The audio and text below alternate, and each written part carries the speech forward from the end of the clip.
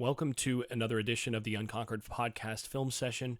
We're going to take a quick look at the 6 sacks that Florida State gave up on Saturday against Miami and assess what's going on with the offense and basically where the fault lies on each of them and where things can go from here.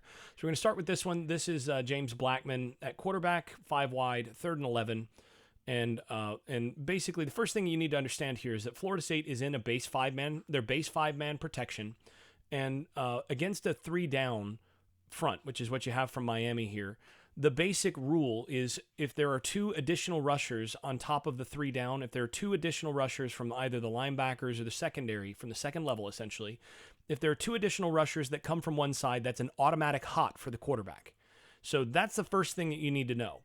So if the quarterback sees that there might be 2 rushers from that side, he should be thinking hot right away. Well, look here. You get 2 guys walked up. If those guys both come, quarterback should be going automatic hot. Now, there is another option here up front. You can actually make a check. You can say check, and I'm not going to give their particular call, but it's a slide call where now you see that they've got 4 guys lined up against your 3 here, and you've got your extra uncovered guy here. You can call a slide left protection here to make sure that your protection is going to slide out and basically take everybody. All of these guys are going to take the guy to their left. So he's going to pop out. He's going to pop out. He's going to pop. You can do this. Now, they didn't make this call here. So the first thing is that somebody needs to make that call, that slide call, which again, they call it something different, but we're not going to go with that here. They can either make that call and slide that out, or Blackman has to know that this is going to be 2 from one side. The quarterback knows that this is going to be 2 from one side. It's on automatic hot if those guys both come. And they're not disguising here. These guys, if they both come, quarterback has to go hot. You know you got to get rid of it because they're 4 against 3.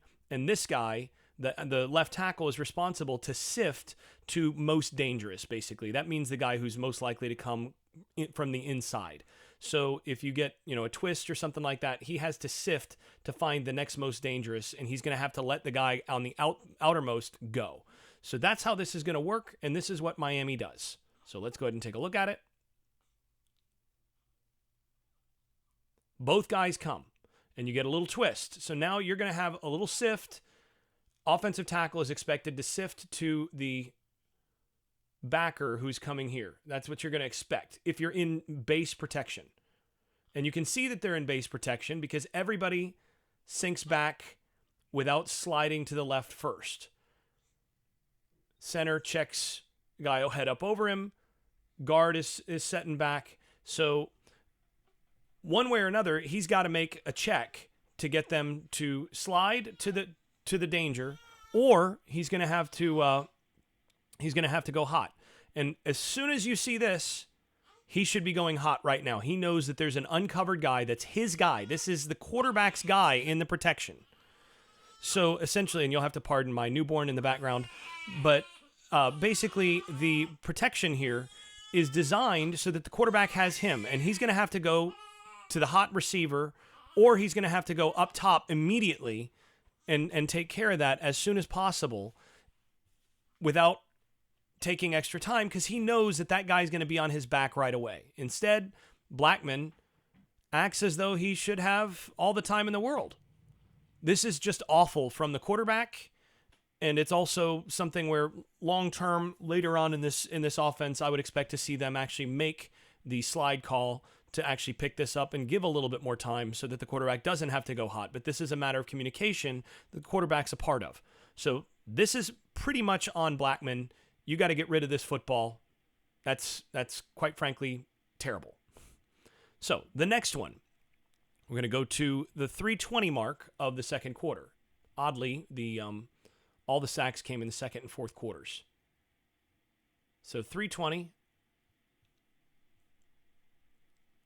So we're right here. This is Jordan Travis in, and Travis is not the passer, as it were. But in this case, you have a 6-man protection against a 4-man rush. And in this case, the left tackle against Roche just flat out gets whipped. So the back is check releasing. They've got a green dog on here. He's rushing because he sees the back end pass protection. And Roche just happens to have a nice little skip move here and wins with his hands. This is pretty awful from the tackle. Yikes. We can watch that from the other angle. But that's pretty awful from the tackle. The reason that that's a sack is because of bad technique here from the tackle. The set is okay. He's fine there. He's fine there. Now, the problem is right here. He does not do a good job. First of all, he's got to keep his feet moving when he goes to get his hands on him. He loses his foot movement a little bit. And the other thing is he also turns his shoulders. That gives a soft shoulder. If he stays square, and Love Taylor here also turns a little bit early. I don't want to see them turn quite as early as they are there. But if he stays square just a split second longer, then it's going to be harder for Roche to turn the corner here. But the real problem is he is slow and weak with that punch. He's got to get that hand to Roche's chest, and he has to have that backup hand here ready to follow. If this hand gets slapped, he's got to be able to punch into the middle of the chest with the other hand and still provide some stability. He misses with the second hand. Roche just wins with the hands and with the little skip move, and there's pretty much no chance that the quarterback has here. So this is 100% on the offensive tackle. Now, quarterback theoretically could get rid of this ball, but if he throws it where he thinks he's going to throw it, this is going to be intercepted. So this is a pretty good choice by Travis. They're just running a quick out with a go on the outside. Now, interestingly, had Travis decided to throw this over the top, this might have scored because the safety's coming downhill and the corner's squatting. If you throw this and throw it deep, there's actually no one there. But he couldn't have known that, so that's 100% on the left tackle. That's pretty poor, and you can see where some of the weakness in his shoulder is. That's something he's had some problems with his shoulder. So there you go. And then you get Travis get hurt, and it was pretty much all downhill for Florida State for the rest of this drive. Well, actually, there's one play by Corbin that's pretty good. So now we're going to get another sack here. This is on Blackman. 1st and 10 here. And we're going to see, in this case, the left tackle once again get beat inside. So this time he's been beaten to the outside. And Roche, similar kind of skip release off the line of scrimmage, but this time he does a better job of being in position to handle the outside rush, but he's on his heels. See how both feet are off the ground there? That's not good. You want to maintain your base. Roche does a good job, but once again, he wins the hand battle. That's weak from the left tackle. Wins the hand battle, and now he's got him beat inside. But here's what's good about this play is Washington's beat, but he actually recovers here and manages to push Roche to a point where a good quarterback feels this, sees it, and bounces this right now. Gets outside. Boom. Right here. Now. So Blackman right now should be feeling that, should be seeing what's happening here just a little bit out of the corner of his eye, should be feeling it. You notice he's already got his eyes down, so he should be seeing this and bounce right here, right now, and you're ready to throw it away, or if ideally you can get it upfield, but if it's not there, then you throw it away, live to see another play. Blackman, however, feels the pressure, and instead of bouncing to where the pressure is coming from, he should know how this is working in terms of his protection. He should know that he can just slide left.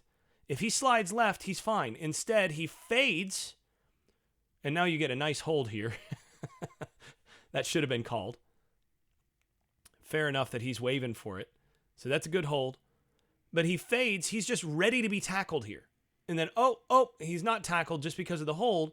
And then weirdly, he bounces out, and what does he do?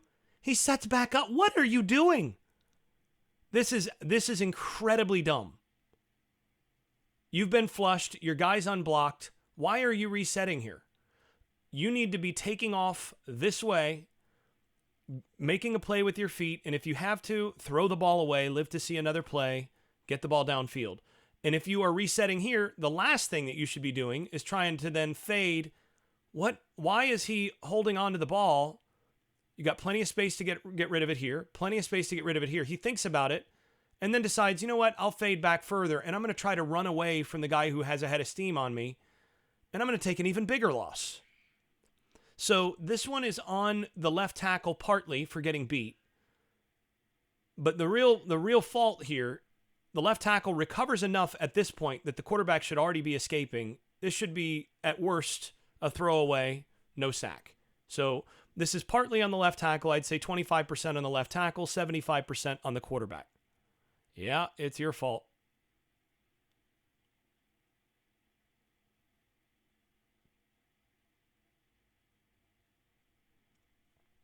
He's got plenty of time. So if you're looking at this from the quarterback's perspective, he starts here. This is a 4 verts play. He wants to go here, but the safety's over top. So he should be coming off of this now anyway. And he should be trying to escape and throw the ball away. Get rid of it. And the way that this play is designed in their offense, your out is right here. So this guy's going to go about 15 yards and sit. And so you shouldn't be coming back here at all now. You should be going right there and throwing that either to him or out of bounds. There's your play right there. Just run from this point. Get out there. Don't fade backwards. Get out there. Make that throw. It's a 15-yard first down. You're cooking. Instead, what in the world are you doing? Very, very frustrating. All right. Now, 1 minute remaining. This is after the Corbin play that is a pretty good play.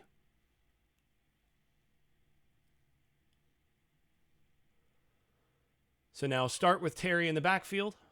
Split him out, trying to get a matchup here. And this is a 7-man protection. So you're expecting to have some protection here from the quarterback. And Dante Lucas is not very good right now. So we'll look at this from the backside.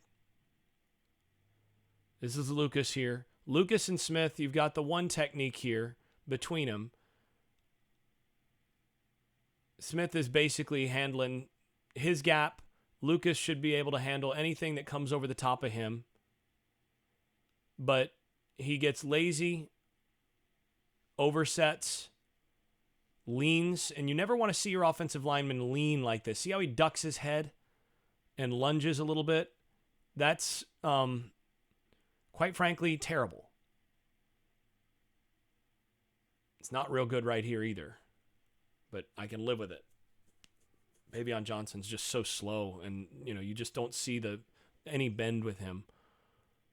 This is pretty good from Love Taylor. This is what you want to see. You don't see a lunge. You just see him setting his weight. That's pretty good.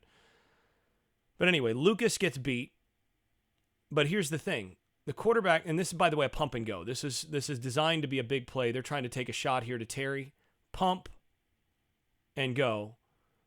What you should be doing as the quarterback, you feel that pressure. Last thing you should be doing is pulling this ball down. This is a pump and go. Don't try, when you feel this pressure, don't try to do anything here. Just sail that ball into the stands here, and you can survive. Now, this is mostly on the left guard. This is mostly on Lucas for being terrible. But quarterback has to get the ball out as well. I would say 80%, 90% on the left guard, 20 to 10, somewhere around 20%, 10% on the quarterback. And then we get to 48 seconds. Christian Ponder. One more sack to go here.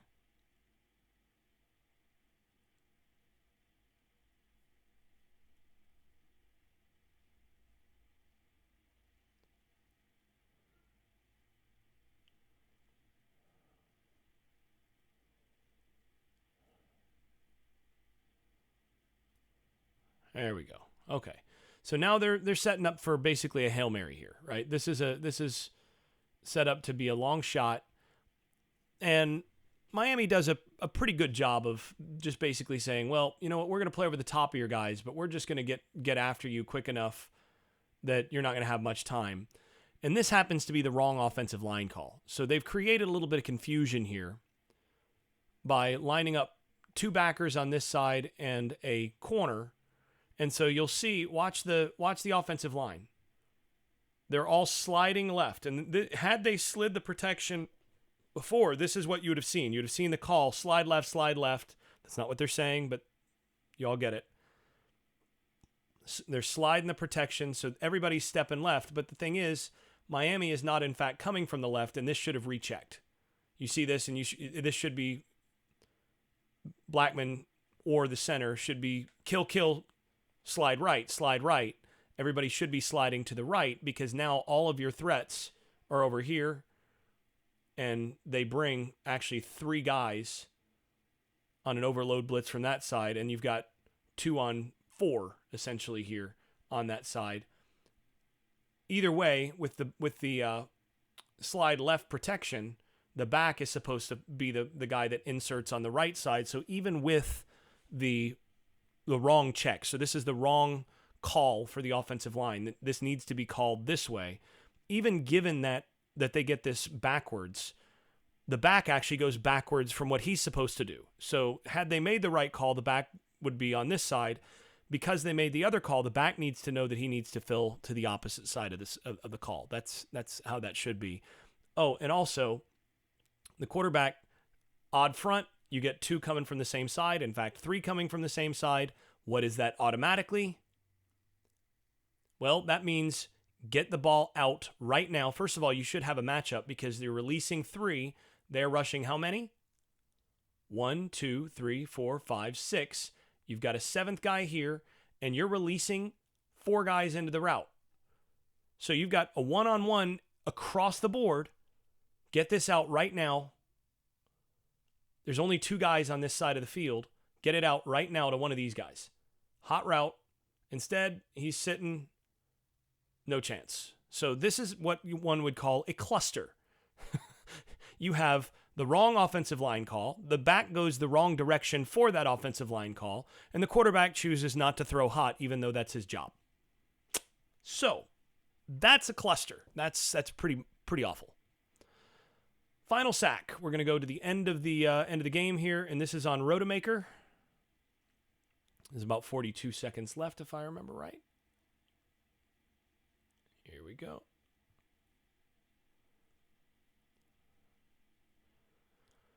So, goal line, 4th and goal. They're going to run a sprint out pass here.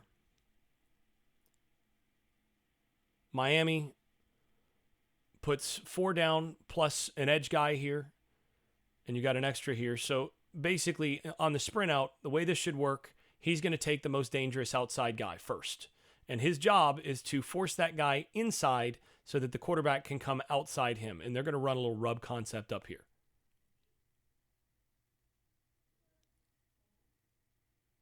It's a nice concept. This is actually Clemson's concept. It's the concept they scored against Alabama on to win the national title. So Ja'Kai Douglas, his job is to basically take this out, this edge guy, and he has to take leverage this way to force him inside. If he goes inside, if he crosses his face, that's fine because you know the quarterback's coming out. The one thing you can't let him do is come outside you. So you want to push it, and if he's going to force you by stretching it to come out here, then you just keep pushing him out, but you cannot let him get outside you to the quarterback. Well, Douglas steps up instead of stepping out, and now you have the edge guy gets to the quarterback pretty easily. Now, a more experienced or a more athletic quarterback is able to adjust to this by stopping here, stepping forward, and throwing the rub right there. Get it out. But he's not experienced enough to recognize the bust.